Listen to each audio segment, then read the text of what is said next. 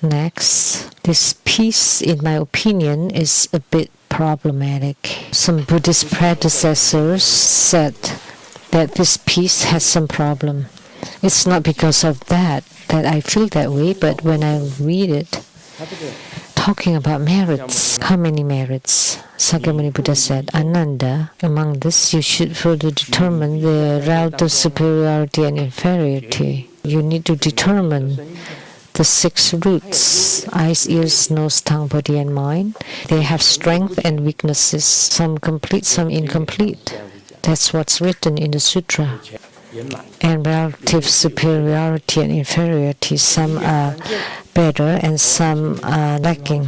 For example, for the eyesight, what's behind is dark, what's ahead is bright. We can see what's in front of us clearly. There's a camera and a microphone and everyone. What's behind I cannot see, so that's dark. So what we can see is bright. What we cannot see is called dark. That's in the sutra. The front is completely bright, the rear is completely dark. You turn your head, see to the left, to the right, you can see 180 degrees, and behind 180 degrees you cannot see. You can only see the front part. That's the shortcoming of the eyes. To the left and right, one can only see 2/3 of the surrounding area. So the eye faculty function is not complete. 3 parts merits, 1 part non-virtue. Know that the eye has only 800 merits. This is mentioned in the Lotus Sutra. Each has 1,200 merits for all the eyes, ears, nose, tongue, body, and mind. It did not talk about 800, all 1,200. I don't know what's going on here, why it says that the eyes has only 800 merits. The ear hears in all directions, above, below, the 8 directions. The ear faculty should have 1,200 merits. That's what he said. The eye, only 800. The ear, 1,200. The nose has the function of smelling, like this morning when I went to the bathroom, Luin came to my home and went into my bathroom. She said, smell no good. The smelling sense of a kid is very sharp. Why did you go to the bathroom and not anywhere else? It smells strange, no good.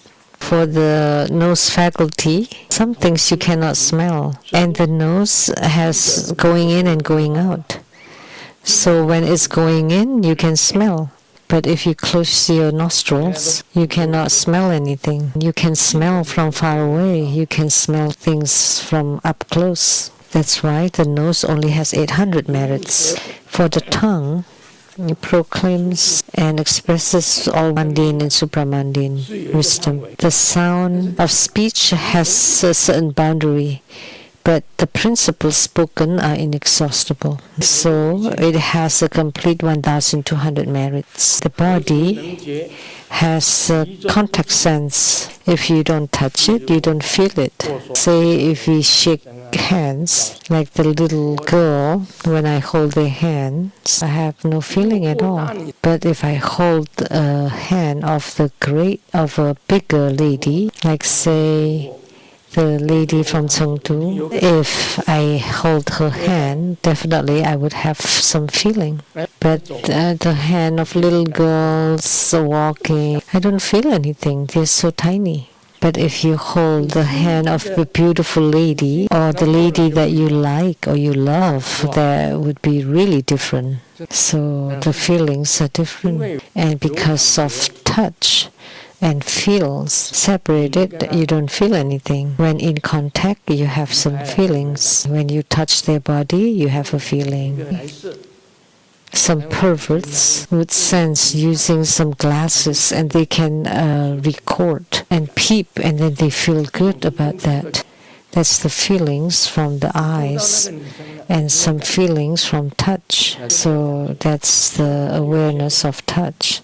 But when you don't touch, you have no feeling. So that's why there's still some shortcoming. That's why there's only 800 merits for the body. The mind faculty, thoughts. Actually, many things rely on thoughts. Eyes, ears, nose, tongue, body, and mind. They all combine with the thoughts. That's why the merits for the mind is 1,200. Lastly, he talked about the mind. For the body, 800. I don't think this is reasonable. You know why? Because there's a statement, if you function together with the 6 roots, when the 6 roots are interacting with each other, if you're pure, there would be merits. If you're not pure, there are no merits. But if you are pure, there are merits. Sakyamuni Buddha has spoken this in the sutras. The 6 roots in the Lotus Sutra mentioned each has 1,200 merits. And the Avatamsaka Sutra mentioned once, and then in the Great Self-Mastery Sutra, it's all 1,200 merits. They never mentioned 800 merits. I don't know who changed it, who added that the eye is only 800, the nose, the touch only 800. But actually, they're all the same, 1,200 merits spoken by the Buddha. But the Surangama Sutra says 800. I don't know who did that. What is merit? The mutual function of the 6 roots, and to purify, that's merits.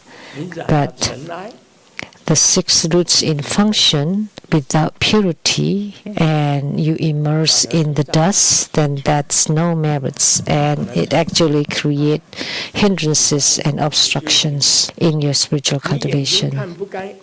When your eyes see things you should not, then you're not cultivating spiritually. And your ears hear what you should not hear, that's not spiritual cultivation. And the tongue speaks something that you should not, that's also not spiritual cultivation. That's immersing in the dust, in the mundanity.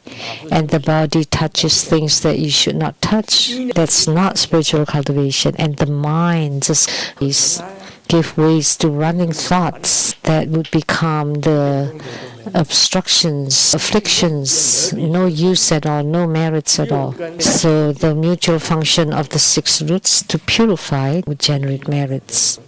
That's what I'm telling you. What is merit? When the 6 roots, eyes, ears, nose, body and tongue, mutually functioning to purify, then it would generate merits.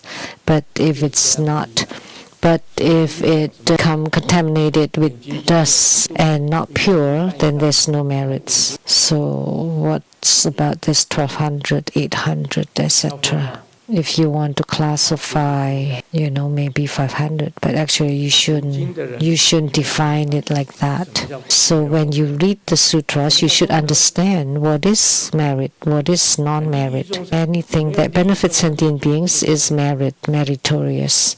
But if you do not benefit sentient beings, there is no merit. That's making use of the 6 roots. But when you make use of your 6 roots and you contaminate yourself, then there is no merit whatsoever. But when you use your 6 roots and gain purity, then there is merit. Now do you understand? You don't need to worry about how many merits. Whether you chant a long mantra in one breath, say 100 syllable mantra in one breath, compared to breathing several times by chanting it, which one has greater merit? Come on, don't ask such questions. It's the same merit.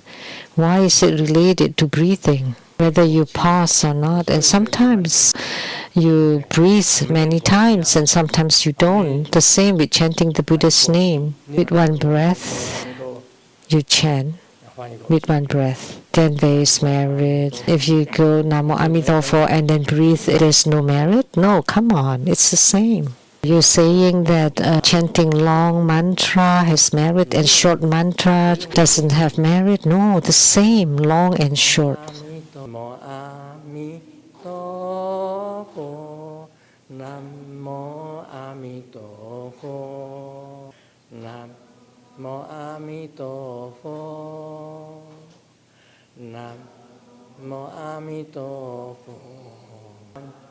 Namo Amitofo.